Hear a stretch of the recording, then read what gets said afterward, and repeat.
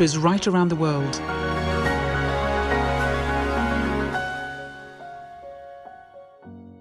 Hello, Om Shanti, and thank you for joining us for today's masterclass, one of 21 masterclasses in New Consciousness, a whole series looking at new ways of thinking, being and doing in today's rapidly changing world. Of course, all of us are observing the current regulations there for our physical safety, but are we also just as observant to the spiritual laws which are there to keep us calm and protected and feeling safe from within? My name is Philippa, and I'll be with you throughout the series as we hear from speakers right around the world, from all backgrounds, from all walks of life, who will all be sharing with us their navigational tools for coping with this time of change.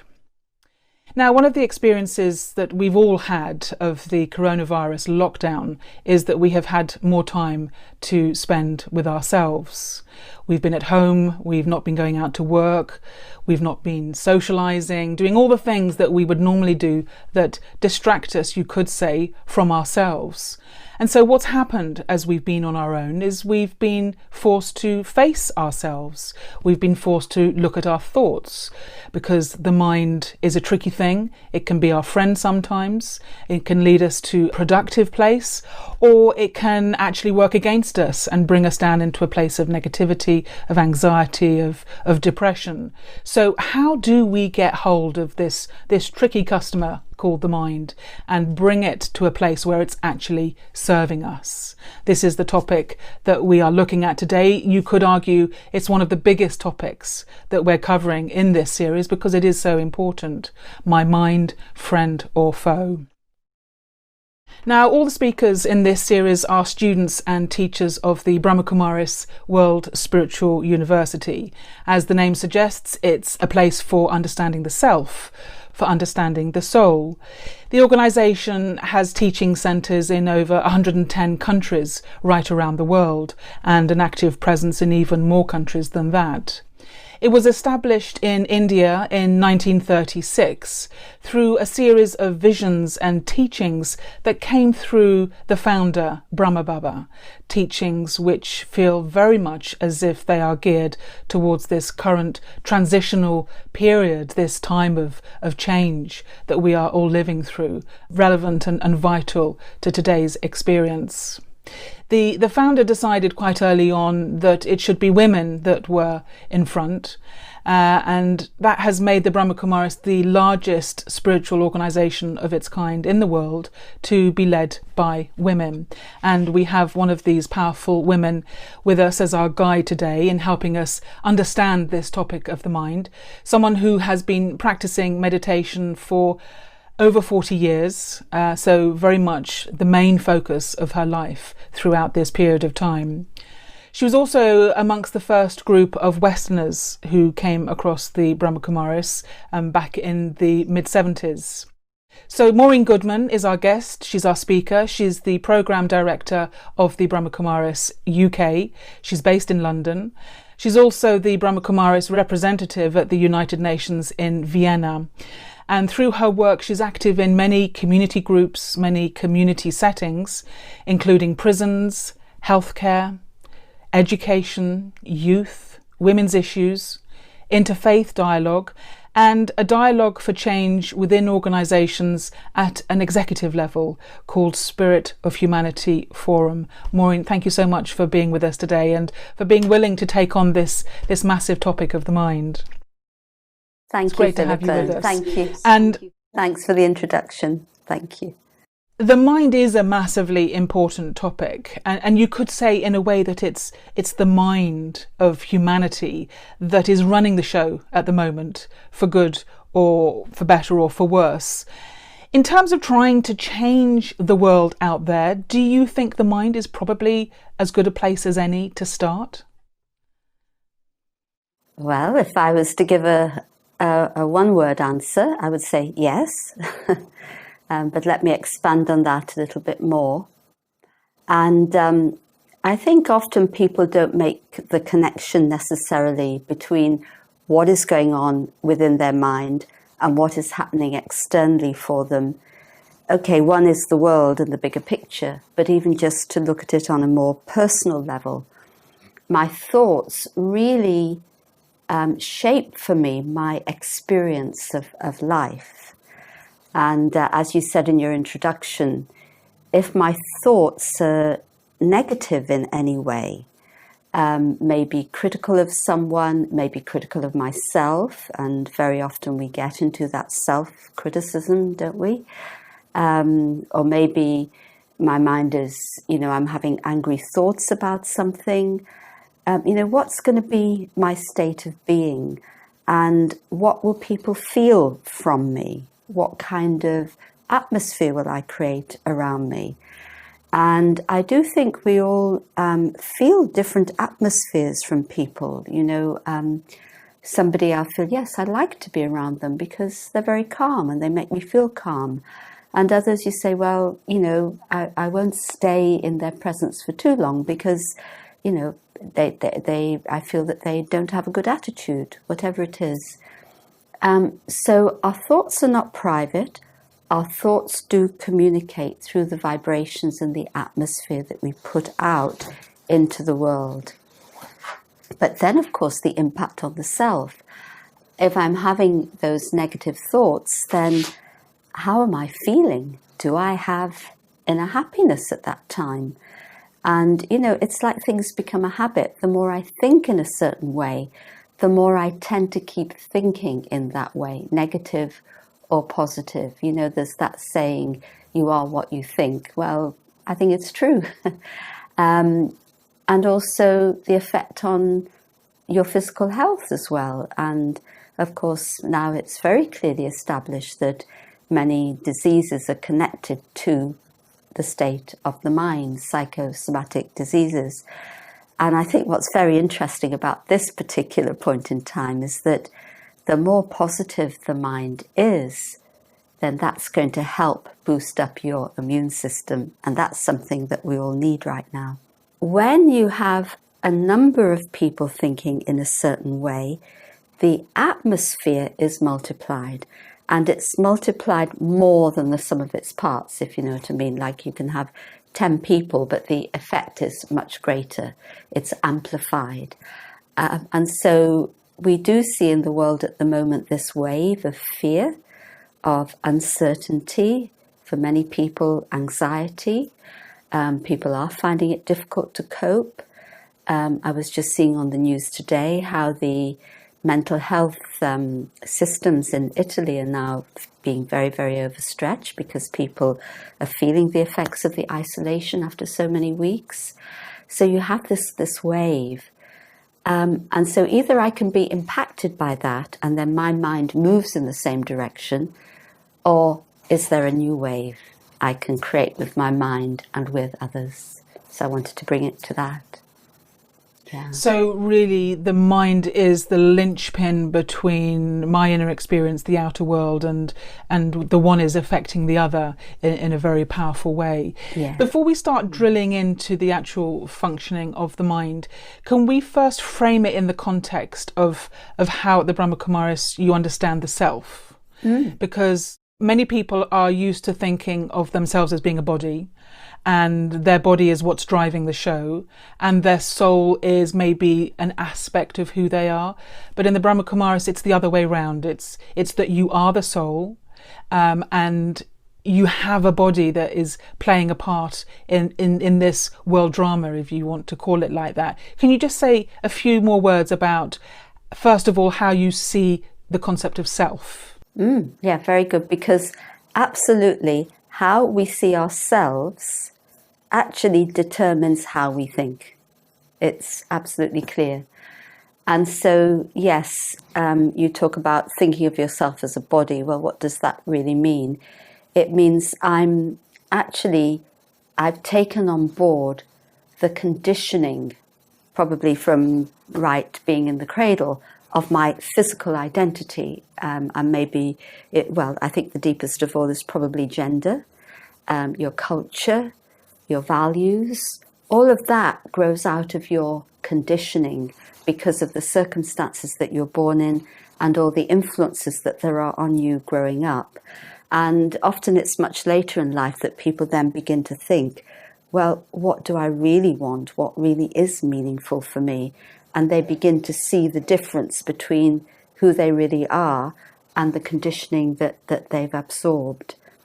And so when we just live in that conditioning that we've absorbed, we really are like, in that bodily sense, we are the human being, the physical being, and that's where we are.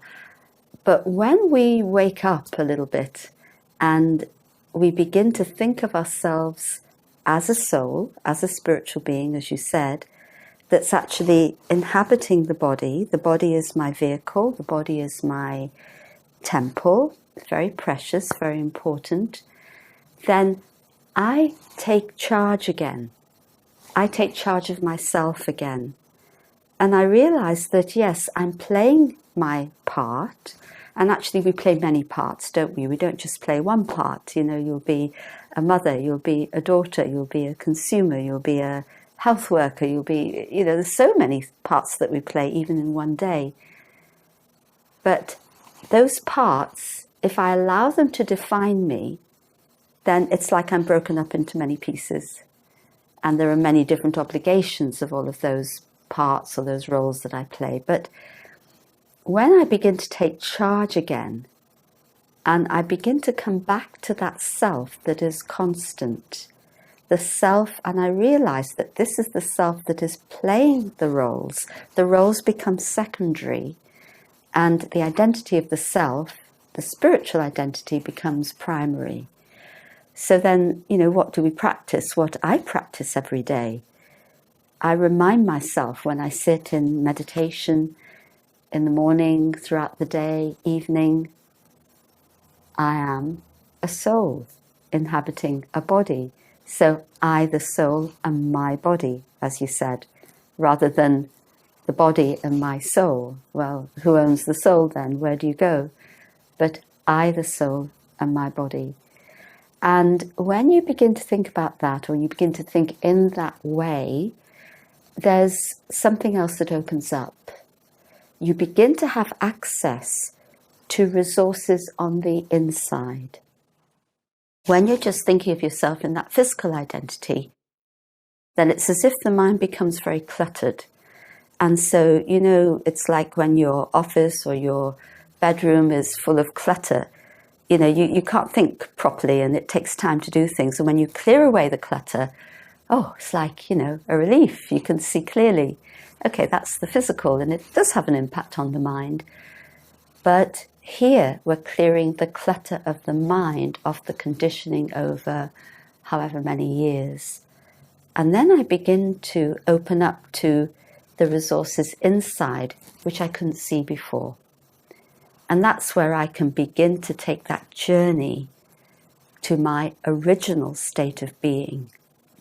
And that is to be in a state of peace, to be loving, and to have inner wisdom. So I come back to those inner ways of who I am. A being of peace, a being of love, a being of wisdom. Now that's a very different and very new way to think of yourself. But imagine how much self-respect it brings, how much it helps you to value yourself, and how much it helps you to navigate a path through life in a very conscious way, making conscious choices based on your inner wisdom, and knowing that you want to maintain this state of being. It becomes like an anchor for you. And of course, this has an impact on the people around you too. So being in this state of consciousness, if you like, really does take us into a new way of being. And then our thoughts and our words and our actions follow. So it's actually very, very important to have this depth of realization of the self. So we're sitting there with the awareness of not being the body, but being the soul who is inhabiting the body. We then start to become aware of what's going on in our thinking. And one of the first things we notice is just how many thoughts there are when we actually stop and look. So how do we begin to organize those thoughts in terms of where those thoughts are arising? Are there different functions of thinking, different functions of the intellect, of the mind? And also, are we aiming to get to a place beyond thinking, or are we trying to use our thoughts in a productive way but not eliminate them altogether? How, when we start to drill into it, is our mind and our thinking process actually functioning? Okay, let me just take the last bit first, because I think that's a key. We can't really blank the mind. We can't stop thoughts. And I'm sure for many of you, it'll be a relief to know that, because very often people try to stop the mind. And I know when I used to meditate in that way a very long time ago, it created quite a lot of tension in me. And Raj Yoga meditation actually says, okay, your thoughts are your energy. So how are you using them? So it's not a question of negating the thoughts or blanking the thoughts, but it's about harnessing the power of your thoughts so that that becomes useful for you and leads you in the direction that you wish to go in. And I'm sure many have made reference to Daddy Janki, who is she recently just passed on, but she has been she was the administrative head of the Brahma Kumaris for many years. She passed on at the age of 104. She would talk about this. She would say, there's your thoughts and your breath and your energy, and they're all connected. So that when thoughts are going fast, too fast, there's worry. How is your breathing? It's shallow. How is your energy? You're tired. And when thoughts are calm, and when you have these good thoughts about the self, about your original state of being, these thoughts are not fast. They're slow. They're meaningful. So each thought is meaningful. A thought is not wasted.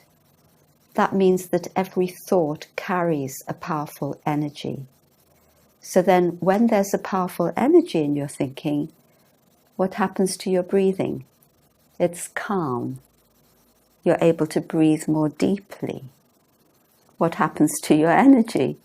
Of course, you have more of it. It's a completely different way of being. And so this is very important to understand and pay attention to. And of course, thoughts come from many different places. We talked a little earlier about the influences. And yes, we all know it. Somebody says something and I think about it. And often another person's opinion becomes my opinion, not necessarily because I agree with it, but because I want to do what the other person wants. I'm thinking about what they think of me, or I want their approval, that sort of thing. But what do I really think is right? Am I processing that using my own inner wisdom? Or, you walk out somewhere, and I know now we go out for exercise, and I see something, I think about it. I hear something, I think about it. There's all these external sources of thought, but then there are the internal sources of thought. And these too can be many. And of course, all the things that have happened to me during my life are stored inside. They actually are recorded in the soul. The soul is a fantastic recorder. And so they may pop up from time to time. Old memories, old attitudes, old ways of thinking. And they bring with them the feelings of that time, even though it was 10 years ago or 20 years ago. So there's the internal. But then when I think about what's happening in my mind, I think about the ocean. And when the sea is stormy, then the ocean has many waves. Big waves, and it's a storm. And there's no stability. And it's like my mind is whirling like in a storm. And then I say, but what happens when you go beneath the waves and you dive deep? And when you get to the bottom of the ocean, there's silence. And what's very interesting, to just continue that physical analogy, when scientists now in the last, 10 years, 20 years, have really gone to the depths of the ocean, even though there's no light, when they shine light, there's a lot of colour in the fishes and amphibians and, that are there. And I found that very interesting, that nature continues with that brightness of colour. And so when I go into beneath the waves of this whirling mind, into the stillness, that's where I find my real self and the beauty of the self. And so it's very important to take time to do that. And then you can see how the different functions work. So in your consciousness, there's all sorts of aspects. So, for example, yes, the mind and the thoughts are generated. Fast, slow, different types of thoughts. And then, as we said, you want to go into the depth of what's happening. There's another aspect of consciousness coming in there that's saying, hold on, I need to discern here. What's useful for me and what's not? Where do I wish to go? What do I want to do with my mind? And in Raj Yoga, we call that the intellect. But it's a little bit of a different use of the word intellect to the way it's often used in the world of intellectual. Intellect is a very intuitive faculty, and it's very much connected with the conscience and with the heart, the inner feelings.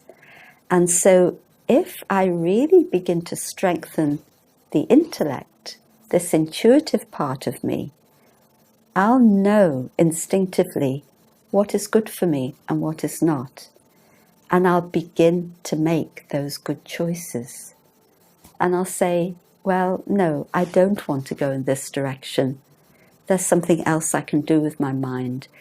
It's as if the intellect will say to me, or that part will say to me, but what are you doing to yourself? I know often, asking myself questions like this is very helpful. What do I want?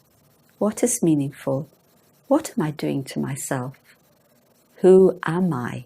Who do I really want to be? And then you begin to sort out all those stored memories. And you can call them, they actually form our personality traits, if you like, because those stored memories actually have an impact on my personality. I become the product of all those experiences. And then I say to myself, okay, which are the experiences that have formed me that I really feel are valuable and right and go with my inner wisdom? And what are the things that actually are not useful? And this is where then, as you go deeper and deeper in this way, as I mentioned earlier on, you come back to that original self. And there are actually several qualities in that original self. And when you reach it, it's a thing of great joy, because you feel a sense of freedom to be who you really are. So there is, yes, peace. There's love. Pure, unconditional love. Peace that nobody can take away. Strong peace. There's joy that isn't determined by external factors. There's wisdom that is really that intuitive part of you. We all have inherent wisdom. And there's strength. All these give me inner strength. And in fact, all these qualities together make up our inherent goodness, because every human being in the world has inherent goodness, but we have suppressed it. Something in our teachings that really struck me many years ago, and I've never forgotten it, and it was that the first violence that we do is to suppress our own inner goodness. And when we do that, of course, there's an emptiness. Who am I? And that's where the ego takes over. That's where I begin to rely on the external. And then, of course, if somebody threatens that identity, you're not a good mother, you're not a good teacher, you're not a good husband, whatever it is, I get angry, I get defensive. And of course it can lead to violence eventually, because I have that emptiness. I'm not with myself. I'm not my true self. And you extrapolate that and it leads to war, actually. And what is war based on? My territory, my identity, my culture, I and my separation. And so it's now, I feel, the time for us all to come back to our original state of being and our inherent goodness that we all share as a human family, irrespective of our culture and background and everything else. And this is what the world needs now. It's very interesting clarification of these different functions of our thinking between the intellect, as you're saying, which is making decisions, is using the power of discernment, and our mind, which is in the moment responding to things that are arising. And can I just be clear that you're seeing those functions as part of the soul rather than as part of the brain? Yes. Because for many people, they just see that as brain function. But within the Raja Yoga teachings, actually, you're saying that these are aspects of the soul itself, and as such, they go with you when you pass on. Is that right? Absolutely. So these are functions of the consciousness, and the consciousness is the soul, the conscious living being. Now, that conscious living being, the soul, has to work through the body, which means it has to work through the brain. And so you do need your brain to be in good order. And of course, we all know that when there's a dysfunction in terms of brain, there's a trauma or, whatever situation somebody may be born with, then the soul cannot express itself fully in life.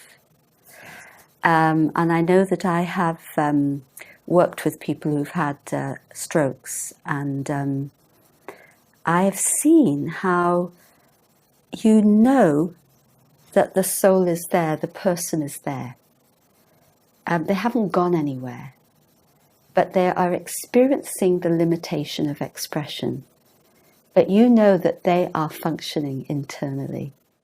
So obviously a very close relationship between the mind, the intellect, and the brain, which is like the operating system that allows the person to function. But you talked earlier about the negative thinking that can creep in. And I wonder why it is, when we know of the benefits of positive thinking, that we so easily fall into negative thinking. And there's this idea of cleaning the mind.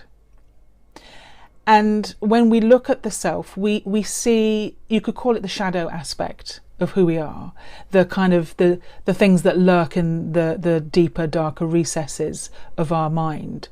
How do we transform those when we come to a practice of meditation? What are the steps that we need to take in order to bring that into the light and get it working for us as a friend rather than as a foe? That's a very interesting question, a very important question. Because if I think of my own journey with meditation, and I was very young when I started meditating. I started meditating before I met the Brahma Kumaris, actually. And at first you're very taken with the whole experience, and you really want to move ahead. You want to move ahead quickly. You want to share what you have with others. And I think for a long time, I was practicing meditation and I was enjoying everything. And I do feel I was accumulating inner strength. But I hadn't really looked at myself so deeply.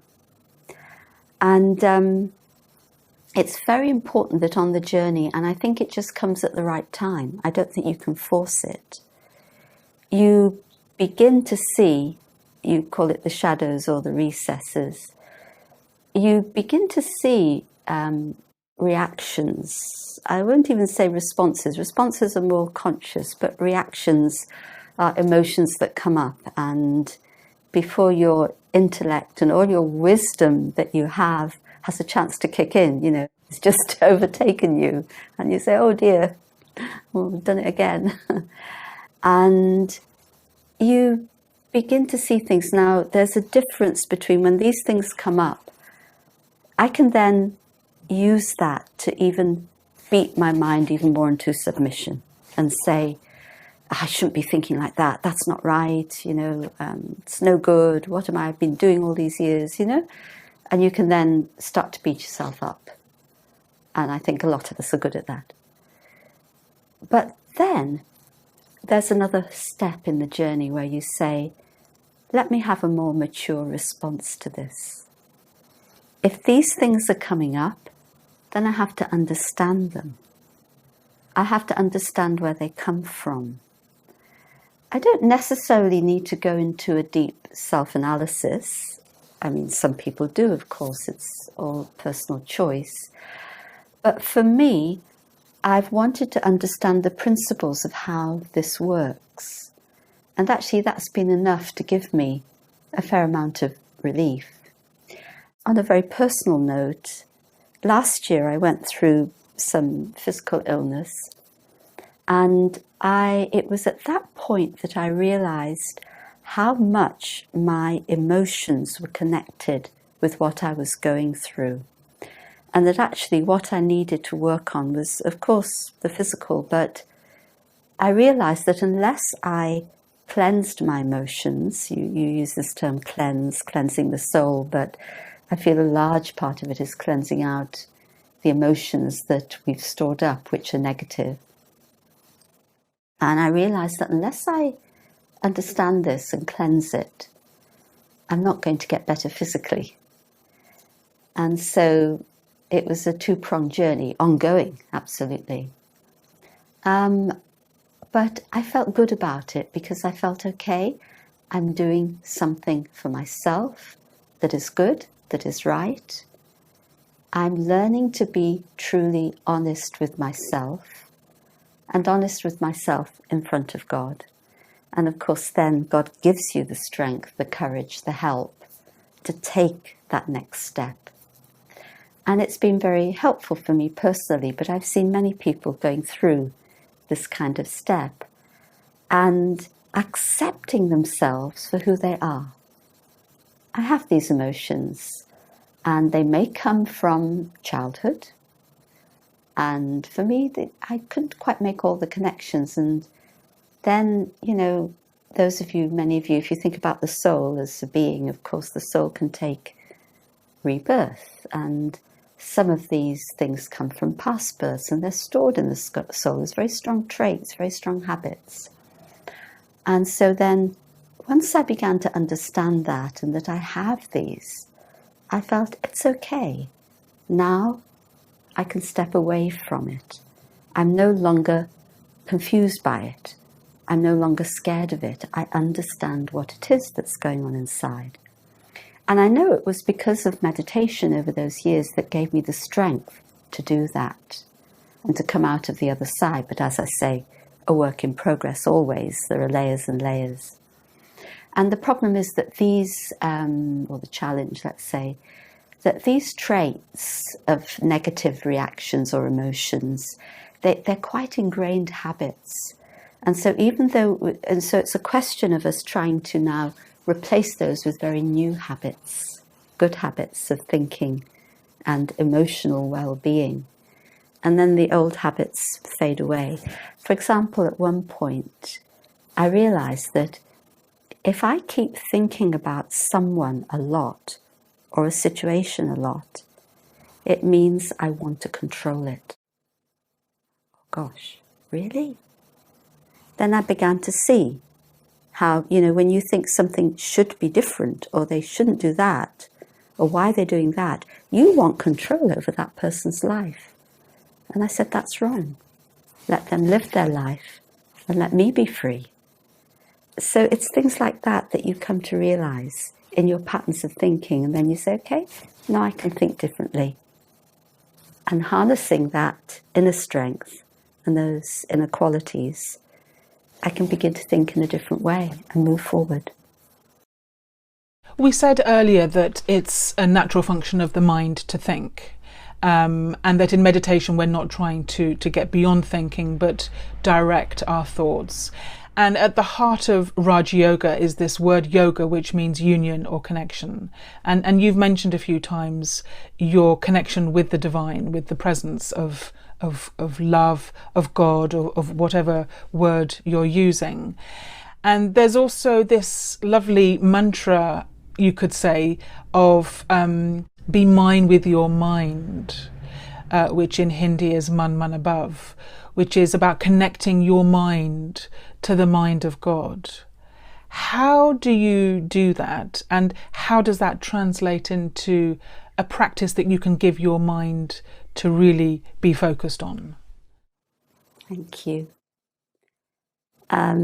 This is really where we are elevating the mind. We're elevating the mind out of ordinary consciousness.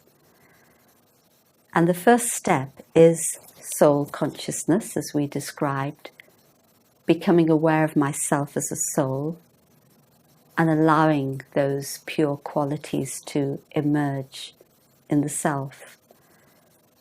Because if I'm to connect with the mind of God, which is so beautiful and at such a high vibration, then I need to be on that frequency. Otherwise, how can I connect? I can't tune the radio in when I don't have the right frequency. So, first step is that deep practice of soul consciousness. And in the very early days with the founder, Brahma Baba, the community at that time of nearly 300, mostly women, they had 14 years of intense meditation, spiritual practice. We use the word tapasya. And they practiced soul consciousness very, very deeply. And so, yes, I have all the things to deal with, but I need to make time, I need to set aside time when I go deep into that practice. And as I strengthen that practice, it actually is very easy, surprisingly easy, to connect with the divine, to connect with that very high vibration. And it's as if you feel as if you yourself, you the soul, are being pulled into a state of silence. You feel everything is calm within. And it's almost like an atmosphere of silence descends on you. And you feel very strong at that moment. And you feel that now a channel is open.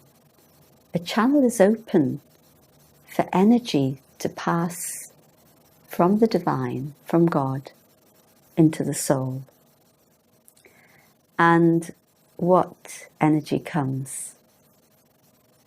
The energy of peace and the energy of love. And it's like you get lost in an ocean of love, if you like. That energy of love, divine love, is so transformative, gives so much strength, is so healing. It makes you feel that you are completely accepted and valued and loved. In that energy of divine love, you feel like a complete whole being again. And when you have that experience, okay, you then come back to this world where we have to function. But you know, even more than just the consciousness of the soul, that experience of divine love becomes, I use the word anchor, becomes the home, if you like. It's the place I go back to again and again. And yes, this term, Manranabhav, be mind with your mind, it teaches me, at least, that if my mind is with God, this is the inspiration that I'm taking. If my mind is with human beings, of course we need to think about people and their needs and plan and whatever else, but I say to myself, what am I depending upon? What is feeding me?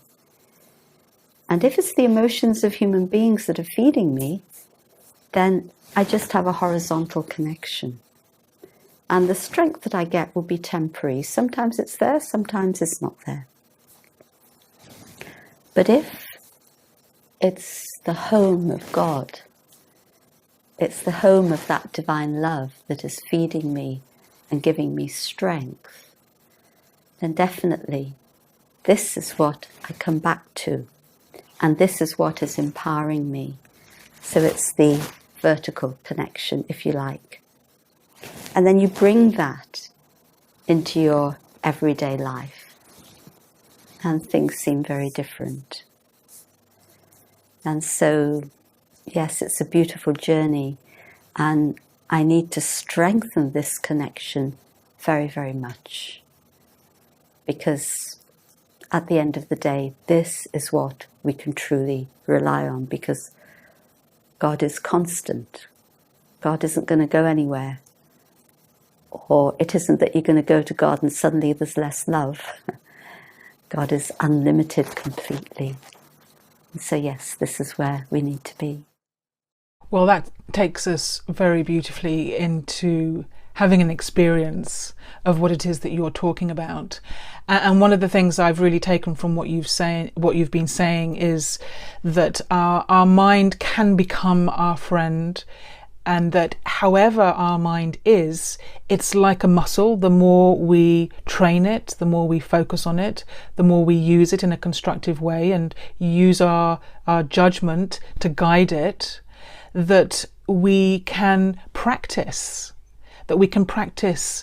using our thoughts to take us to the place and the state of consciousness that we want to be. So never to lose hope that you have a mind that doesn't work the way you want it to. You can change that. Change is possible. Absolutely. You are the master. It's your mind. It's not someone else's mind, it's yours. So it belongs to you. So who's the master? You or your mind? Definitely you are. Yes, thank you so much. Fantastic. Well, Maureen, if you could just guide us into a meditation experience of some of these experiences that you've been sharing with us, and then we can really feel immersed in that would be great. Great, thank you so much. So sit comfortably, feet on the floor, and just relax. And if you wish to, you may keep your eyes open, but you can blink, you don't need to stare. Or you can close your eyes as you wish. But very often we do in Raj Yoga meditate with our eyes open, because then it helps us to keep that consciousness and alertness and bring it into our everyday life. So I'll share a few thoughts as we go on our inner journey.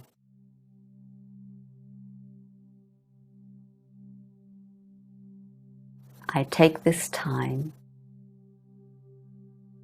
to be with myself.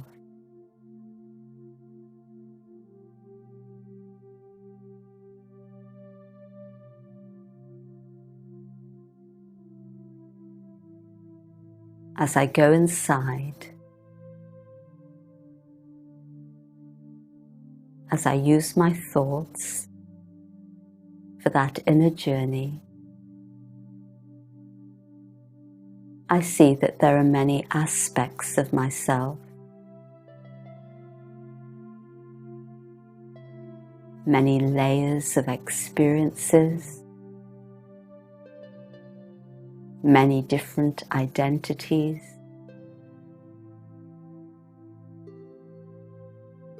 But yet I know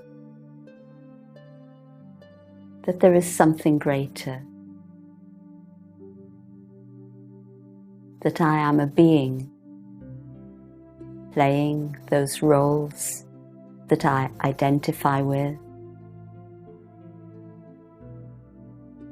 fulfilling my responsibilities in the world. But who am I?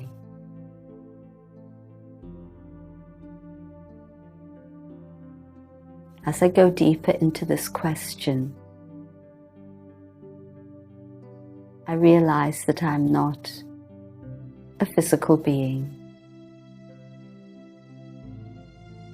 The body is physical. It is a vehicle for I, the spiritual being, the soul. I am a being of light.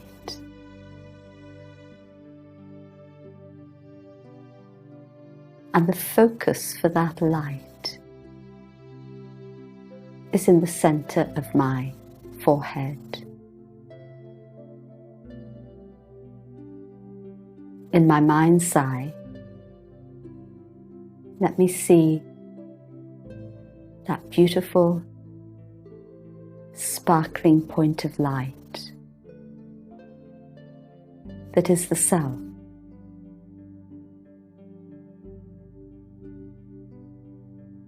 I focus on that light, bring all my awareness to that point, and everything else begins to fade away. I become that light. I am a soul, a being of light.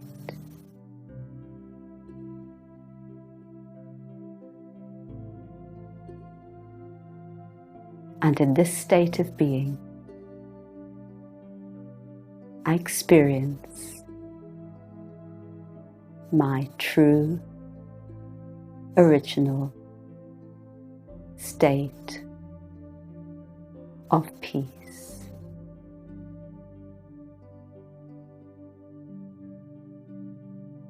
I am a being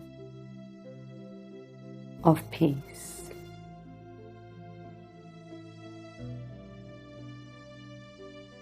I am a being of love.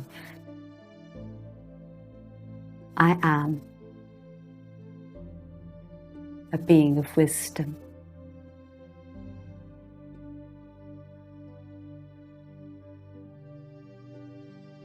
In this state of being,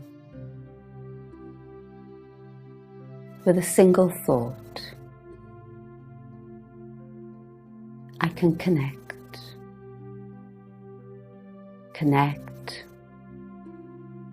with that being that is greater than myself, the one who is unlimited, the divine, the unlimited source of love, of peace,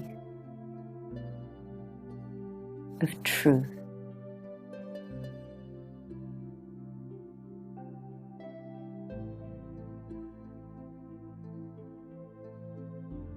I feel that energy of love flow into the soul, into my being.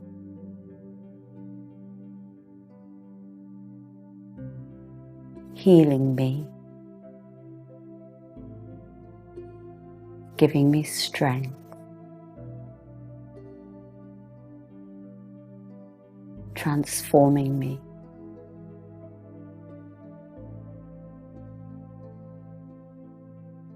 And that energy of love overflows out into the atmosphere of the world.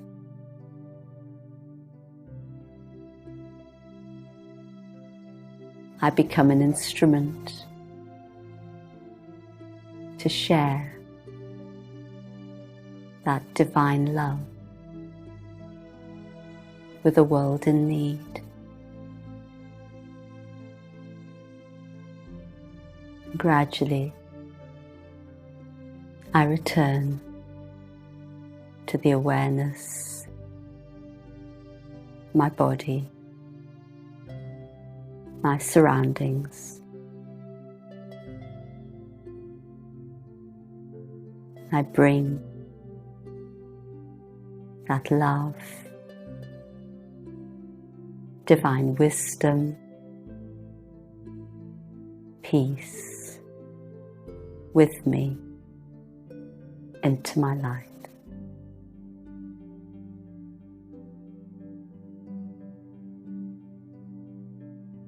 Om Shanti, I am peace. Thank you.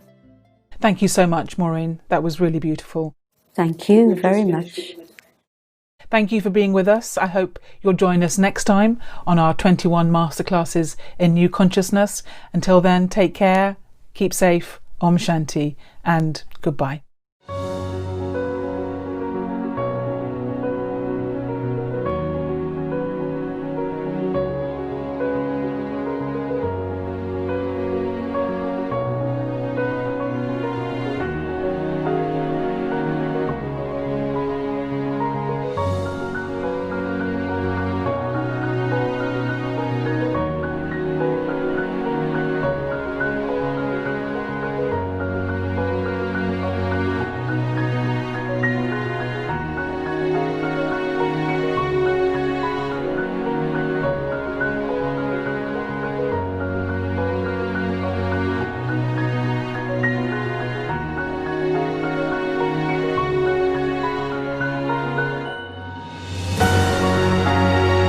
"21 Masterclasses in New Consciousness. New ways of thinking, being and doing for the new you." Pioneering thinkers from countries right around the world.